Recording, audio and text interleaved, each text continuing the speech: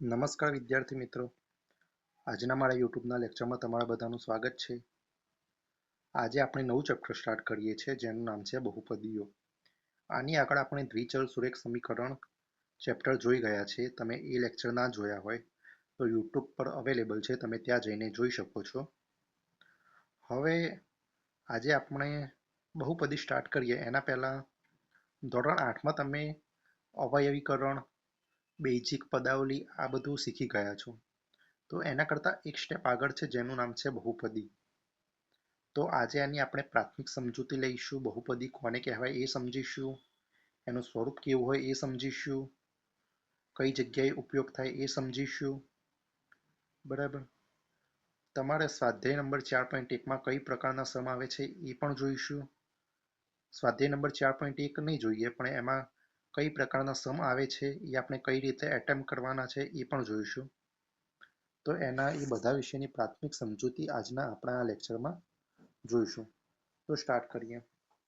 તો સૌથી પહેલા બહુપદી એટલે શું થાય કે બહુપદી એટલે એક પદ ના હોય, બહુપદ હોય. બરાબર. બે પદ હોય, ત્રણ પદ હોય, એના નામ પરથી જ ખબર પડે છે. એક પદથી ના બને. મતલબ તમે જોશો આમાં x થી બને છે, y થી બને છે, તો એ બધું શું થયું? બહુપદી. કોઈ ચોક્કસ અંક નથી, ચોક્કસ સંખ્યા નથી. બરાબર. એની અંદર આ રીતે x પ્લસ 4. હવે આ કેટલા છે? કયો અંક છે ગણિતનો એ ખબર પડે આના પરથી? ના પડે, કારણ કે તમે x કેટલા છે એ ખબર નથી. તમને 4 ખબર છે, પણ આ x કેટલા છે એ ખબર છે નથી. તો આ બંને ભેગા મળીને જે પદ બન્યું એને કહેવાય બહુપદી. બરાબર. આજે આપણે એના વિશે થોડું સમજીએ. હું પહેલા તમને એક પ્રાથમિક માહિતી સમજણ આપવા માંગુ છું. ધારો કે કોઈ આ પ્રકારનો પ્લોટ છે જેની ચારેય સાઈડમાં 4 સેન્ટીમીટર, 4 સેન્ટીમીટર, 4 સેન્ટીમીટર અને 4 સેન્ટીમીટર છે. તો તમારે આની પરિમિતિ કાઢવી હોય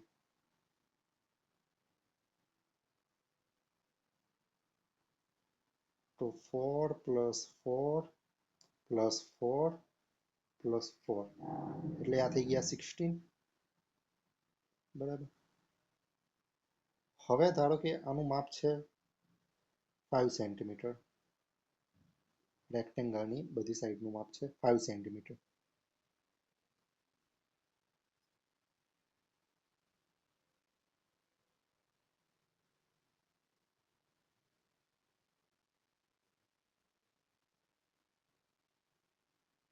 ફાઈવ સેન્ટીમીટર થયા. આનું પણ 5 સેન્ટીમીટર થયું, 5 સેન્ટીમીટર થયું, આ પણ 5 સેન્ટીમીટર થયું.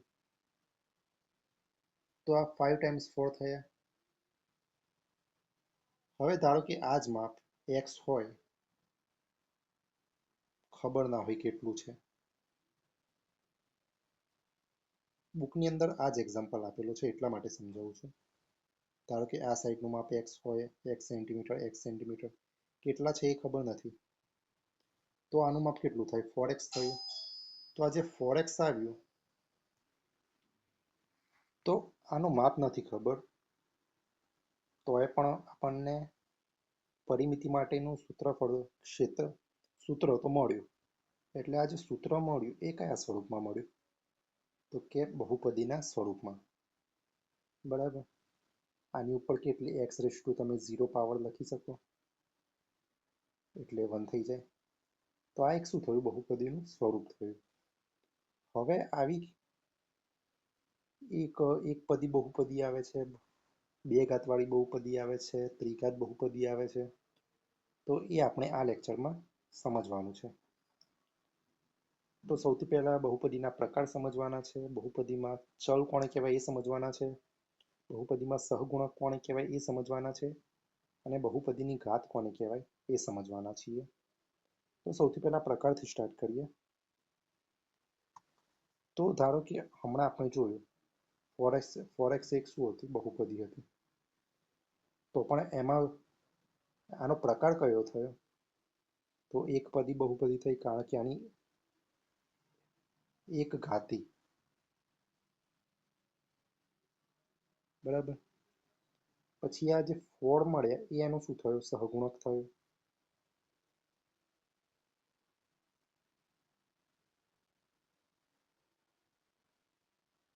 પછી આ એક્સ શું થયા? એ ચલ થયા, બરાબર. હમણાં ડેફિનેશન આપણે સમજીએ છીએ ચલ કોને કહેવાય.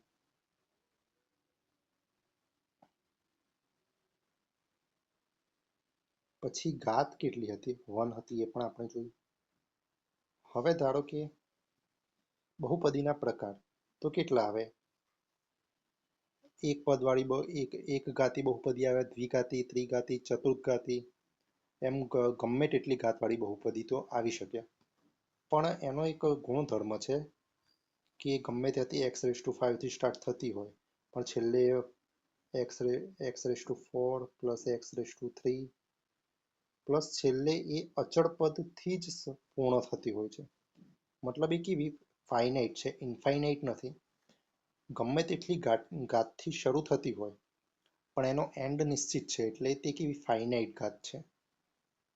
તમે આને આ સમીકરણમાં જોશો તો આની ઘાત કેટલી છે? 5 છે. તો આને કહેવાય પંચઘાતી બહુપદી, જે તમારા સિલેબસમાં નહીં આવે. તમારા સિલેબસમાં દ્વિઘાતી, એકઘાતી બહુપદી આ બધું જ આવે છે. હવે મારે તમને સહગુણક કોને કહેવાય અને ચલ કોને કહેવાય એ સમજાવવું છે. x² પ્લસ 2x પ્લસ 3, બરાબર. તો સૌથી પહેલા આની ઘાત કેટલી છે? 2 છે. મેક્સિમમ ઘાત જોવાની.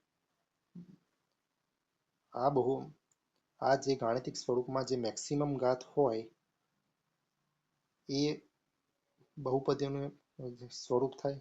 તો આ થયું દ્વિઘાત બહુપદી. હવે આની આગળ કોઈ ટર્મ છે નહીં એટલે એ એક સાથે તો ગુણાયેલા છે, એટલે આ જે એક મળ્યો એ શું હોય? સહગુણક હોય.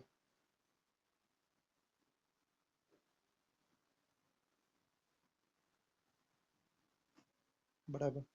તો તમારા સ્વાધ્યાય 4.1માં એવા સમ પૂછાય છે. આ રીતે બહુપદી આપી દીધી હશે અને એમાં એવા સમ પૂછે છે કે આમાં સહગુણક ઓળખો. તો જે એક્સની આગળ જે ટર્મ હોય, કંઈ ના હોય તો 1 ગણવાનું. તમે આમાં જોશો x⁴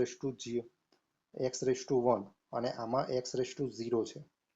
પણ કોઈ પણ ઘાતની 0, કોઈ પણ સંખ્યાની 0 ઘાત હોય એ હંમેશા 1 હોય, એટલે ઘાત તો આમાં પણ છે, બરાબર. તો x વાળા ટર્મની આગળ જે અચળ પદ હોય એ શું થઈ ગયો? સહગુણક થઈ ગયો. તમે આમાં જોશો 1 સહગુણક છે, 2 સહગુણક છે, 3 સહગુણક છે. તો આ બધા શું થયા? સહગુણક થયા, બરાબર. હવે ચલ કોને કહેવાય? તમે આ જ બહુપદીમાં જોશો x² પ્લસ 2x પ્લસ 1. તો આ જે 1 આવ્યા એ તો આપણને ખબર છે. આ 2 છે એ પણ અચળ છે. આની આગળ 1 છે એ પણ અચળ જ છે, એની વેલ્યુ બદલાવાની નથી. પણ તમે જોશો આ સમીકરણમાં એક્સની વેલ્યુ શું છે એ ખબર નથી.